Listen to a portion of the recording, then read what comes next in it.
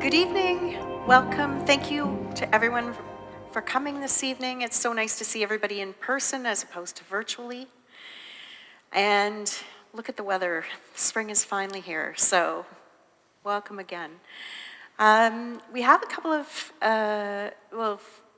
first off, for those of you who are not familiar with me, my name is Daintree Klein, and I'm quite often the spokesperson for our group, Millcroft Greenspace Alliance. With me this evening, I have my colleague, Mike Cluche.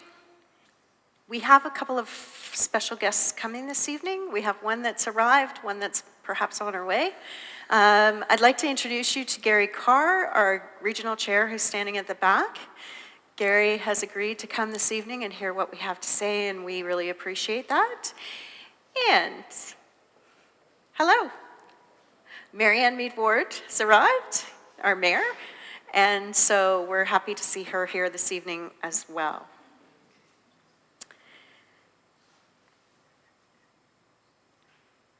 Come on in, have a seat. We're happy to make space.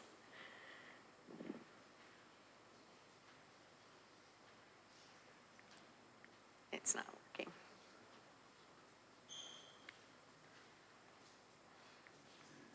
There we go. So for those of you who are not yet familiar, Millcroft Greenspace Alliance is dedicated to advocating to preserve the entire Millcroft Greenspace, which is currently zoned as major parks and open space.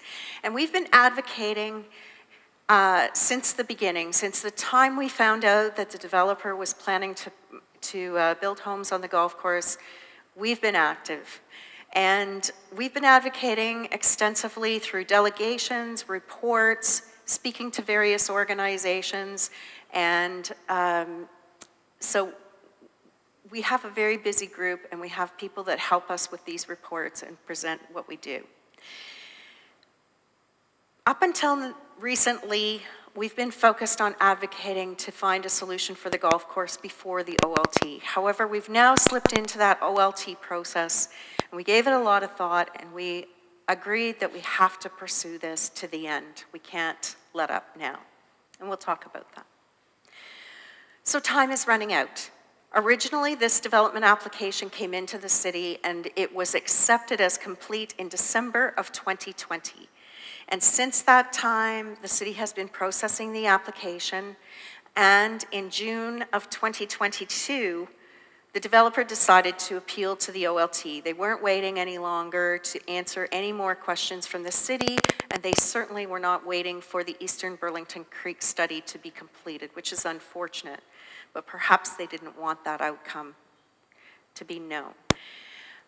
So in November, the OLT process started with a case management conference, and it was at that time that Millcroft Greenspace Alliance was granted party status for our work in stormwater management and climate change. And then in December of 2022, we're really excited, and we really appreciate the efforts of our Burlington City Council.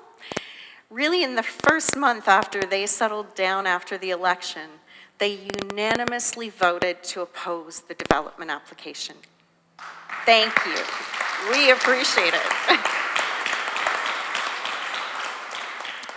And at that time, they also agreed to work on a resolution to work with upper-tier governments to help avoid the OLT process by finding a solution before that. So they are currently working on that. We're getting updates. We know that they have been talking to upper-tier government, and we really, really appreciate all the efforts that Council is doing on behalf of our neighborhood, but also the interests of our entire community. So thank you. And that was a resolution, by the way, that we asked for at our September meeting. So for those of you who weren't at our September meeting, that was one of our focuses, was to get a resolution from Council so that they would work with the upper tier governments to avoid the OLT. So we have this thing called an Official Plan Amendment 117, and this was adopted when the original subdivision agreement was put forward by Monarch Development back in 1986. And this official plan amendment is as a result of the studies and the engineering reports that were done on the watershed in the area in which we are in here. And what we know is that the escarpment is to the north, and in a span of just 12 kilometers to Lake Ontario, the elevation drops by 250 meters.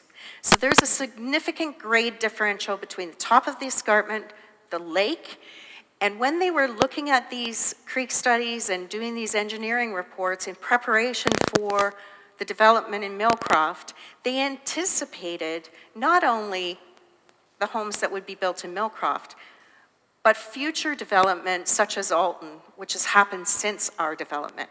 And they considered the impacts of the watershed going through, the water flowing through Millcroft and down to South Burlington. Now it's also flowing through Alton.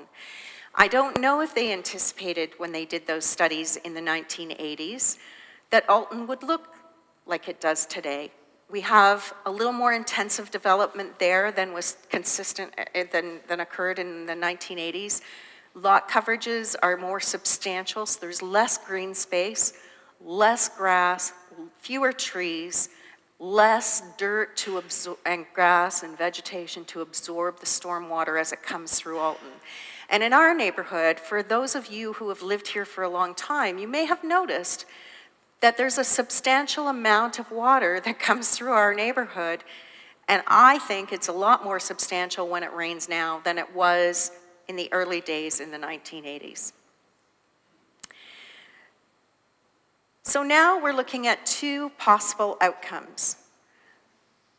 We are still advocating and following up with our politicians to encourage them to find a solution for this golf course before the OLT, because it's going to take a lot of resources, as one person here pointed out to me, our tax dollars to support the city in fighting this. We've got groups in our neighborhood who have valuable arguments that need to be put forward. There's Conservation Halton, there's the region of Halton. All of us are going to be at those meetings. So the Glen Abbey situation was that the town of Oakville and the region, and our council members are part of the regional council, they passed resolutions to allow the province to declare a provincial interest. Now, my understanding is that that never happened, that when the developer found out that the province was considering either a ministerial zoning order or some type of process, that the developer backed out. So that would be our best case scenario, is that we could come to that same type of agreement here in Millcroft. But if it doesn't, our fate is going to be decided by total strangers, people who may have never been in the city of Burlington at the OLT. So since our last meeting in September, we just wanted to bring you up to speed on what's changed, because a lot has changed. And as we all know, the province of Ontario is very determined to build more housing. And so as their determination to build more housing intensifies, they came out with Bill 23, and my understanding is that initially it was going to remove conservation authorities in entirety from participating in development applications. But there was a bit of an outcry on that, and so they put back in the authority of conservation authorities with respect to flooding, floodplains, stormwater management, and wetlands that have certain types of soil that may not do well with development. So conservation authorities have been reinstated for stormwater management. However, they cannot comment on forests, animal and fish habitats, and those types of issues any longer. Those are not valid arguments at the OLT as far as the provincial government is concerned.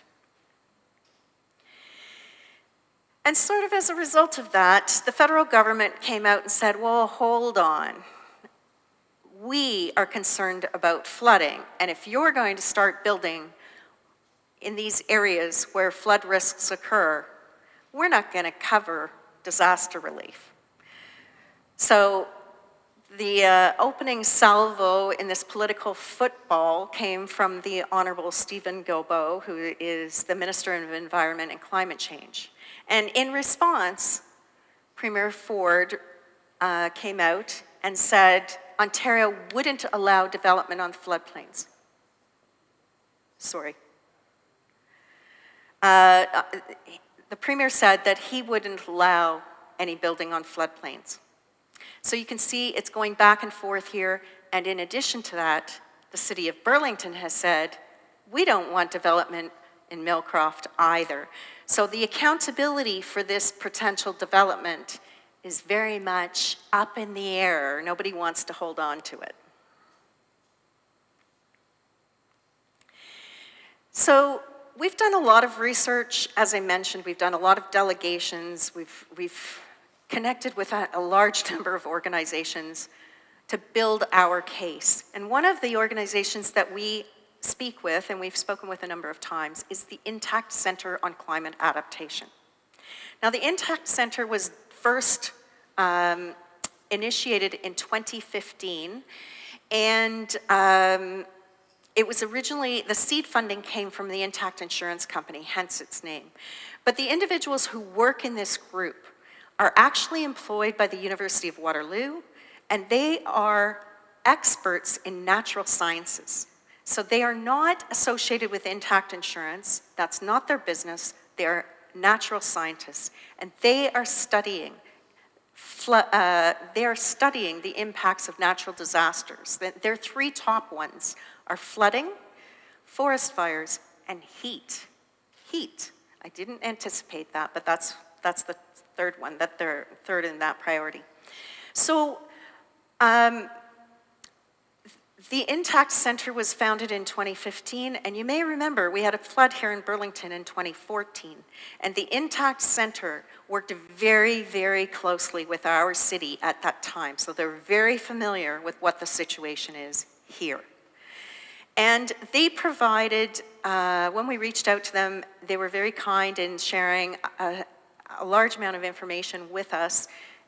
Isn't possible for us to share it all this evening. So what we agree we will do is we will condense, or we will put it on our website so that if you want to look at it, it's not done yet, but it's coming in the next few days. If you want to look through those details, they will be available on our website. But we did extract a few details for you, and number 3 on this slide is an interesting one from our perspective, because what the Intact Center is proposing is proactive adaptation to limit flood risk as a strong investment. So what they're saying is, for every dollar spent on adaptation to prevent flooding, you save $5 to $15 in damages. The first 5 would be direct investment, things like replacing carpets, fixing wood, drying places out, mold treatments, those kind of things that occur with flooding. But the next $6 to $10 is indirect, supply chain interruption for businesses, for example, lost time from work by employees, and those types of costs. And there's also quite often a social cost from flooding.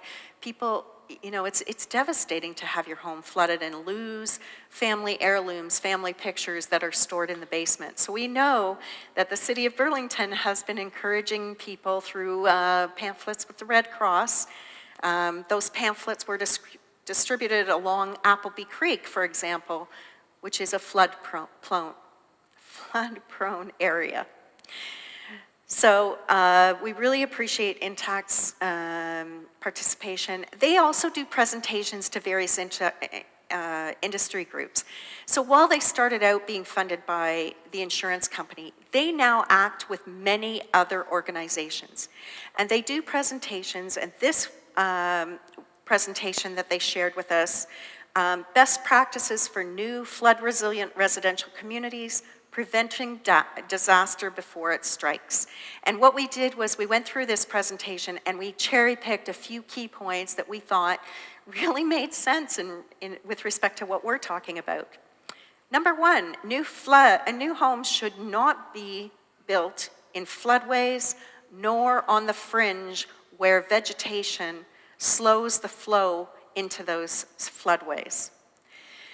Number two, safety factors must be considered. We can't look at historical data in isolation and plan for development. We have to look at the trends in precipitation, the volume and the intensity with which precipitation is more frequently occurring and where it's going from here to consider new construction.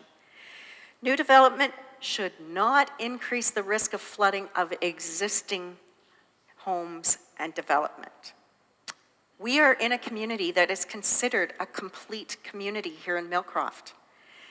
And so for infill development to come in and change our floodplains doesn't really agree with this philosophy that the experts are proposing.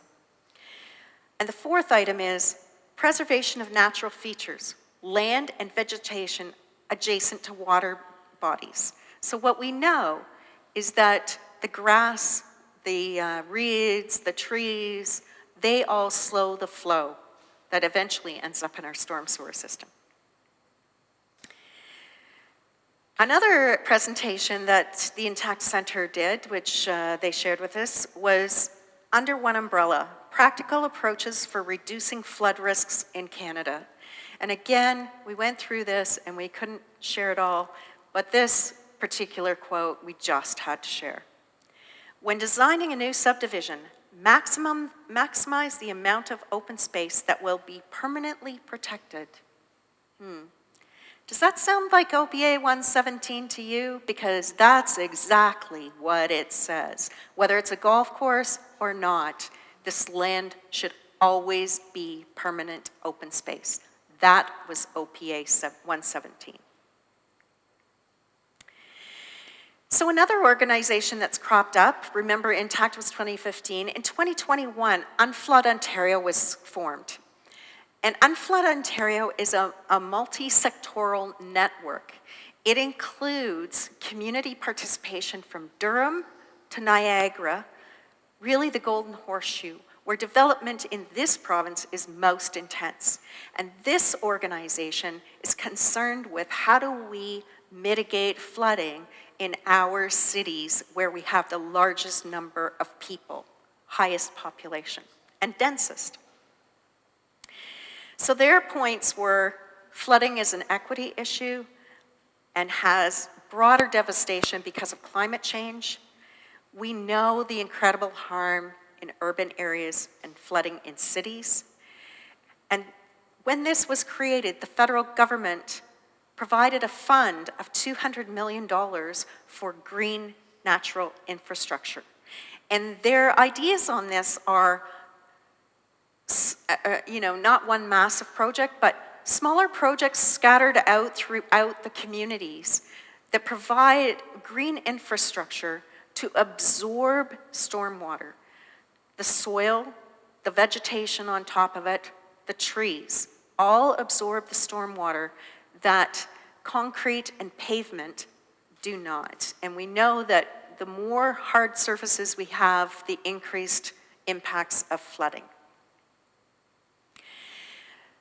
So just before we go on to this, I just want to discuss a little bit now about our local situation. How does this all boil down to us? And so the next slides that I'm going to show are specific to Area A of the proposed development. We know that there are 4 areas, pockets of proposed development on the golf course, A, B, C, and D. And so of those 4 areas, each one has details about it that are not really conducive to development, but they're different in each case. So the point here is I'm going to show you Area A, but that doesn't mean there aren't details about the other pockets that are equally as important. So the devil is in the details. And I know this slide is very difficult to read. It's got a lot of detail and it's small, but I think you can see a couple of details that I really wanted to point out. So this was this is part of the development application. We got this off the city's website as part of the development application. All the reports, the thousands of pages, the maps, the drawings, everything are there for us to look at. And this one is really important because this is their development application, and these words right here, I don't know if you can see them, but what it says is existing Appleby Creek floodplain. Really? I thought we weren't building on floodplains. What are we doing here? So this is the existing Appleby Creek floodplain that they're proposing. Now, I don't know if you can see it from there, but there's a blue line that's larger than the filled-in blue area. And the larger blue line surrounding that pond is the existing mill pond. But the developer is proposing to make that pond 1/3 smaller. Because we have more precipitation with higher intensity, so we should make it smaller so it has less storage, don't you think? On that floodplain. And they're also proposing to take that creek offline. And in one of my discussions with the developer, he knew that I'm stressed about the stormwater on this proposal. And he said to me, don't worry, Daintree. We're going to take that pond offline, and we're going to have the creek available so that the water can just flow right out of your neighborhood, right down to South Burlington. Yikes. Oops, sorry. That is not good for the people in South Burlington. This is not just a Millcroft issue. This is going to affect the much broader community. And you can see, I'm going to put the next slide up now. This is really complex because now all of a sudden they're changing the regulation limits as to what the floodplain is. So these homes along Country Club may not be able to change their deck, build a patio, build a pool, or a gazebo or whatever, because they now might have to get approval from Conservation Halton because they're within the regulation limit. I don't think anybody wants that. And I can assure you that there are other details in other areas, like for example, Area B.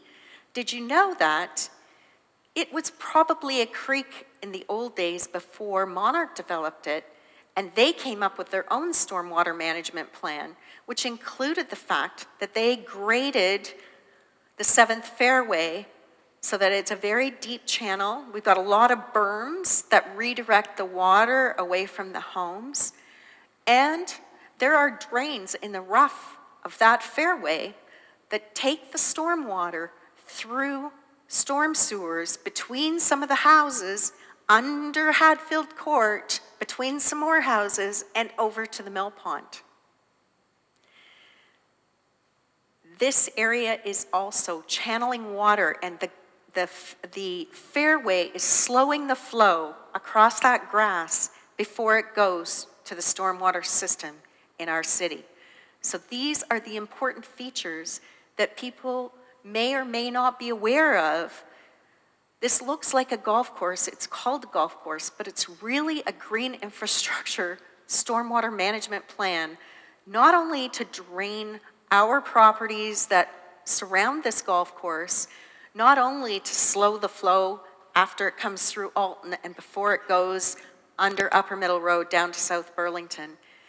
It is a stormwater management system. It's documented. It was part of the original plan. So while we talk about a golf course, please remember it's a facade for a second and very important major purpose. So it's a multifunctional property is what we're trying to explain to you. And there are a lot of people here who are avid golfers, and there are a lot of people here who love the golf course for the trees and the wildlife, and we do too, to be honest.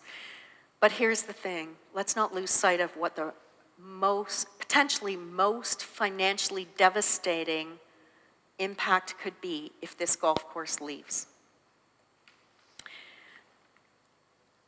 So we've talked about this, those things we've covered. I want to just talk about, the impacts could be, if they do develop on this golf course, that our homes could potentially flood. For example, in Area B, one of the solutions that the developer is proposing to slow the stormwater with the increased development is to build up the grade through putting topsoil in there. So instead of the current structure where the fairway is in a scoop and it builds a channel to slow the flow, they're going to build up the grade with topsoil so that the flooding spreads out all across the development. Sounds like a plan, doesn't it?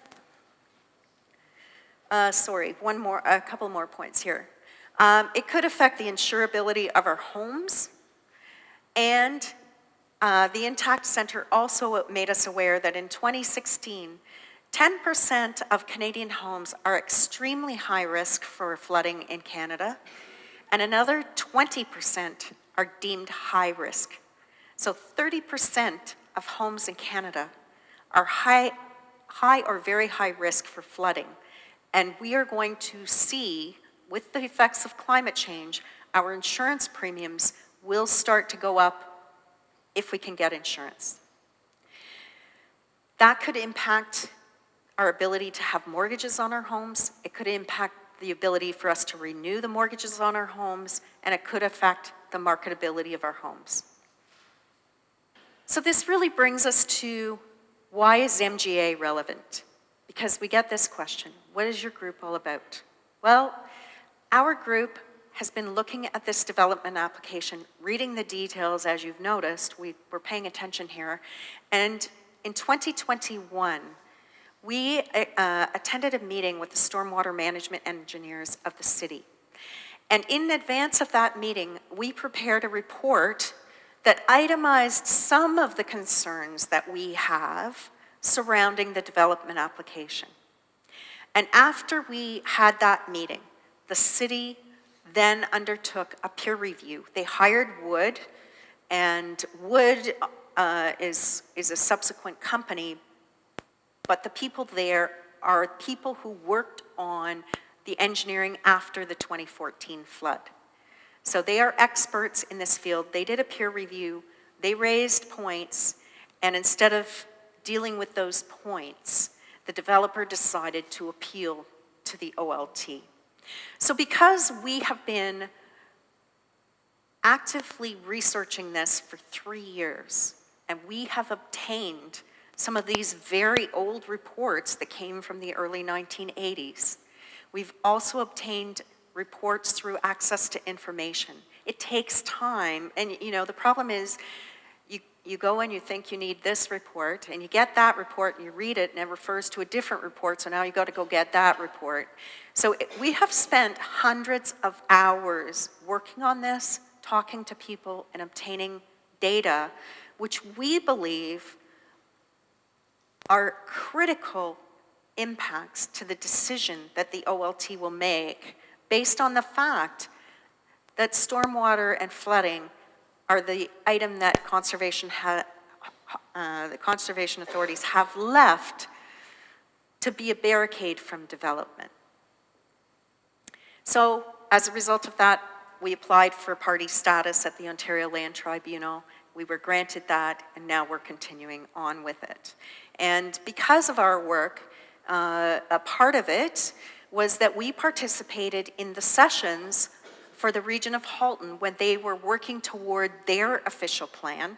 And through that, we became aware of environmental studies that the region of Halton was doing. And as part of their official plan, we know that they address environmental factors. So when we were putting forward our issues list for the OLT, we could address climate change through the region of Halton's plan because it overarches what the city has. So we're on this process. It's urgent now. Our community has done a huge amount of volunteering to put together all of these studies, the engineering, the data, researching. But now when it comes to the OLT, we need experts. It's not good if we go there.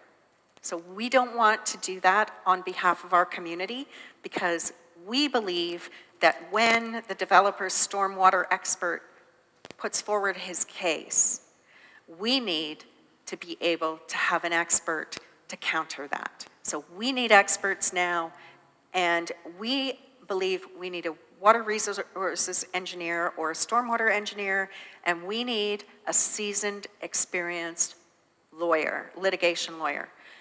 Now, you can have different lawyers, and we've witnessed some of them in the hearings that we have observed at the OLT. But what we know is that the developer has hired a very aggressive, experienced lawyer.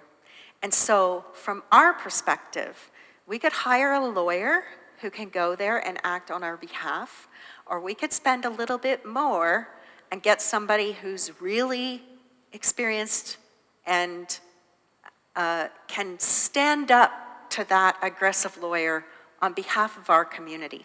So our group has never really asked for money. We've always volunteered. We've tried to keep our expenses as low as possible. But this is where the pedal hits the metal.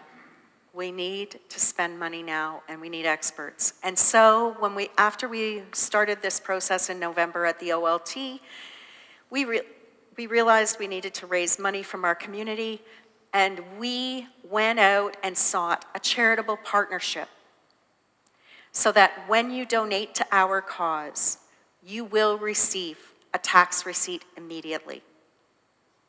So in January, we started this process right when the OLT started, but in January, we signed our agreement with the Small Change Fund. You can access the donation button through our website, and that will take you to our page where you can make a charitable donation. And the tax receipt comes back immediately. We will be fully transparent. We're happy to lay out for you all the details of our expenses. Invoice by invoice, we will be transparent. And we just want to talk to you for a moment about what's an appropriate amount to donate, because this is personal, and it's not something that anyone can prescribe. It's something that each individual has to feel comfortable with, dependent on your personal financial situation. We have people who have donated $50, and we have people who have donated thousands of dollars. Everybody's age and stage and financial situation is different. We respect that. We ask you, do what feels comfortable, but we really would appreciate any donations that you can afford us. The more people that we can get to donate, the less we would require per donation. So how else can you help is by speaking to your neighbors, speaking to your golf buddies, speaking to your friends, be they right in Millcroft or anywhere in the surrounding area, because what we know from Unflood Ontario, from the Intact Centre on Climate Adaptation is this is not a localized problem. And what happens in Millcroft will affect the people to the south of us. Thank you very much for coming. We really appreciate it. Please look for our emails. We will keep you informed when there's something that you need to action. So we try to keep you abreast of what's going on. Please read the email. It's important. Thank you.